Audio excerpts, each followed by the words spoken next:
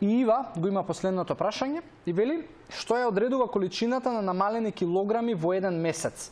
Ива, многу фактори ја одредуваат и често ова прашање го добивам од луѓето со кои што работам и сакаат некој да им вети или да им даде очекување дека за еден месец ќе се случи ова и ова, но тоа е многу од ракав тресење бројка, затоа што пред се количината на намалени килограми во еден месец зависи од многу фактори. Прво од историјата на човекот, односно колку до сега го има малтретирано телото со диети и проби за слабење.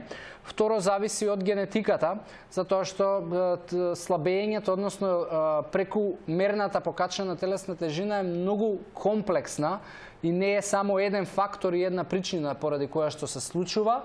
Така да тука е генетиката, тука е хормоналниот статус, тука е физичката активност, телесната композиција на човек, колку има масти према мускули, затоа што ако има добар процент на мускули, тоа значи дека неговото тело ќе согорува повеќе калории во 24 часа.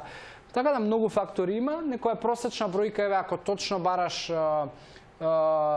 некој просек, е дека 3 до 4 килограми е сосема во ред да се намалува месечно, но повторно тоа не е никаков показател. Јас во моево 9-годишно искуство си имам нагледано и луѓе кои што намалуваат супер брзо и се ентузијастични и имаат супер бројки за да после 2-3 месеци се опуштат и се вратат на старите навики и си ги вратат килограмите.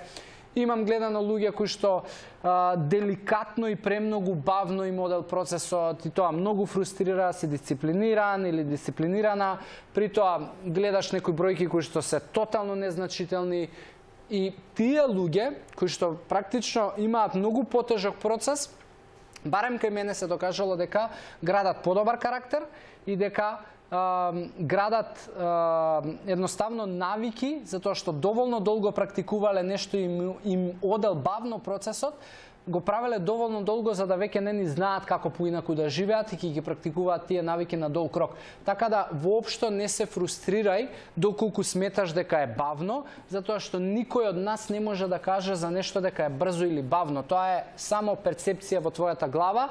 Ниедна ставка во науката не вели дека толку килограми е добро и брзо, а волку килограми е лошо или бавно. Така да тоа се лично наши убедувања и затоа ќе ти кажам, немај никакви очекувања, имај континуитет и уживај у процесот и не се замарај со вагата. Секогаш ќе има некој кој што повеќе ќе намали, секогаш ќе има некој кој што побрзо ќе намали, ама тоа воопшто не значи дека твојот процес е погрешен или имаш лоша исхрана. Така да Ива, не се замарај со бројки.